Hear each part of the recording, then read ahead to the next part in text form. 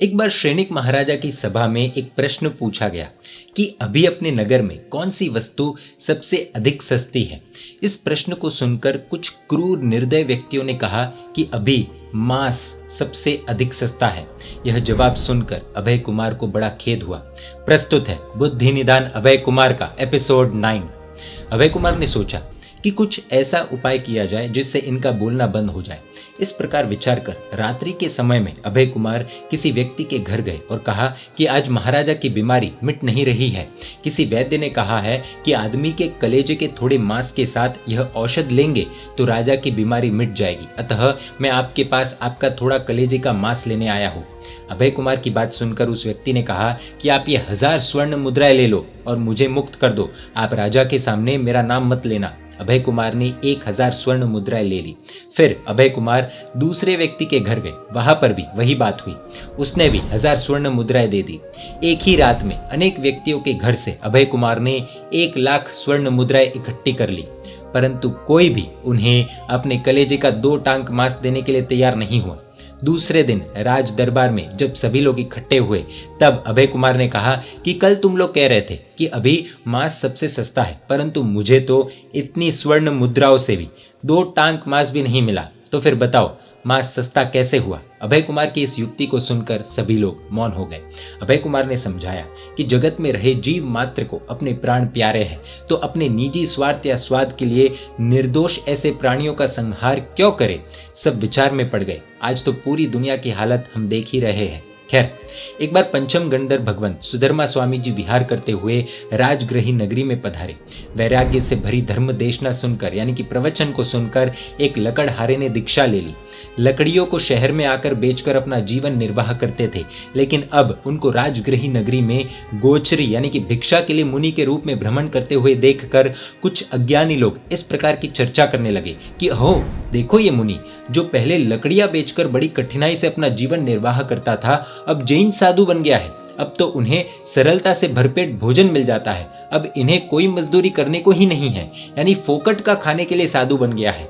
वैसे यह मान्यता आज भी कई लोगों के दिमाग में चलती ही रहती है कि कई व्यक्ति फ्री का खाने के लिए जैन मुनि बनते हैं। आज इस विषय में कई लोगों को सही उत्तर भी मिल जाएगा। सुधर्मा स्वामी जी के शिष्य बने वह दीक्षित मुनि ने लोगों की यह बातें सुनी तो उन्हें बहुत आघात लगा। वे इन कटु वचनों को सहन नहीं कर पाए। लोगों के निंदापूर्ण वचनों को सुनकर नूतन मुनि की समाधि भंग हो गई। वे अपने प्राण प्यारे गुरुदेव सुधर्मा स्वामी भगवंत के पास आए और बोले कि भगवंत, लोगों की कटु वाणी मुझसे सहन नहीं होती है, अतः यहाँ ठहरना उचित नहीं है।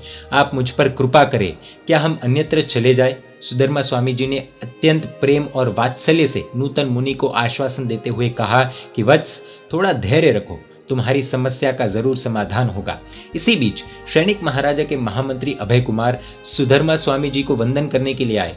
वंदन विधि की समाप्ति के बाद सुधर्मा स्वामी जी ने कहा कि मंत्रीश्वर अभय, हम कल यहाँ से विहार करने की भावना रखते हैं। अभय कुमार ने पूछा कि भगवंत, ऐसा क्या कारण आ पड़ा, क्या यह स्थान योगी क्षेत्र नहीं है। सुधर्मा स्वामी जी ने कहा कि जिस क्षेत्र में साधुओं की निंदा होती हो उस क्षेत्र में साधुओं का रहना उचित नहीं है। प्रभु की भी यही आज्ञा थी कि जहां अप्रीति हो वहां रुकना नहीं।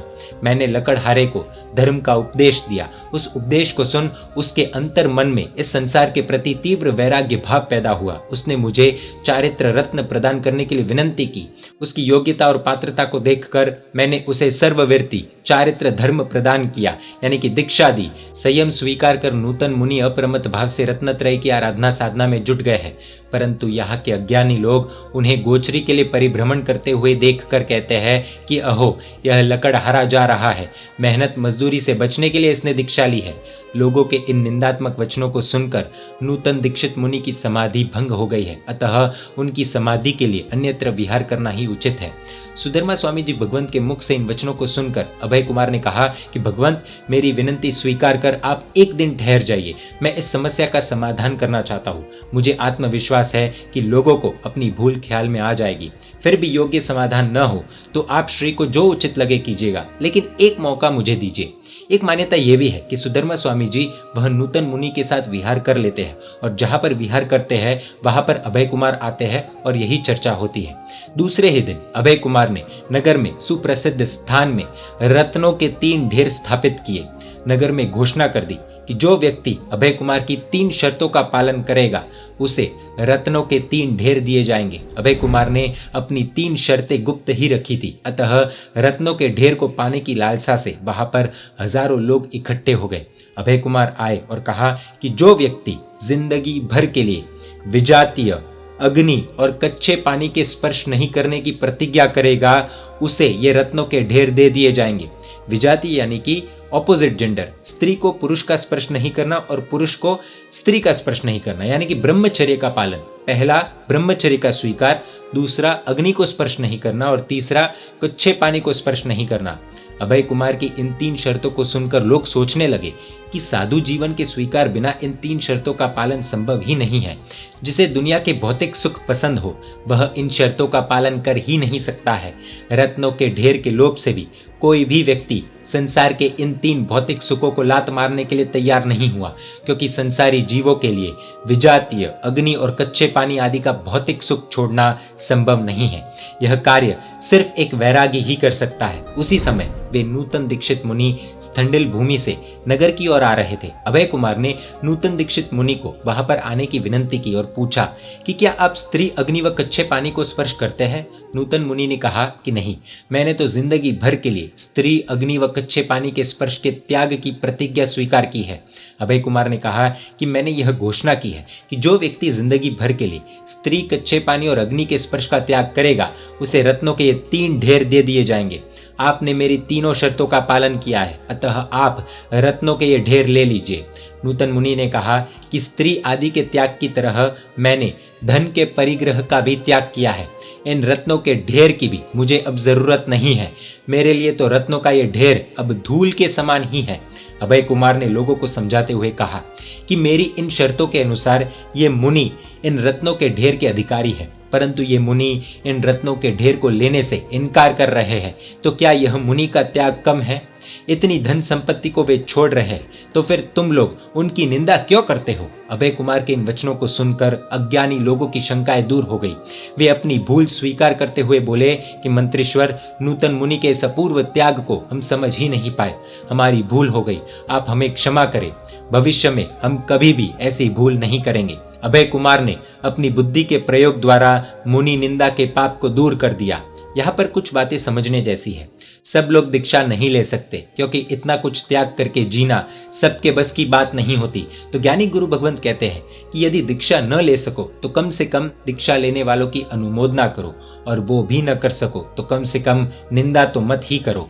आज के समय में दीक्षा को लेकर कई बातें होती है कि गरीब है इसलिए दीक्षा ले ली, शादी के लिए लड़का नहीं मिला इसलिए दीक्षा ले ली, शादी के लिए लड़की नहीं मिली इसलिए दीक्षा ले ली।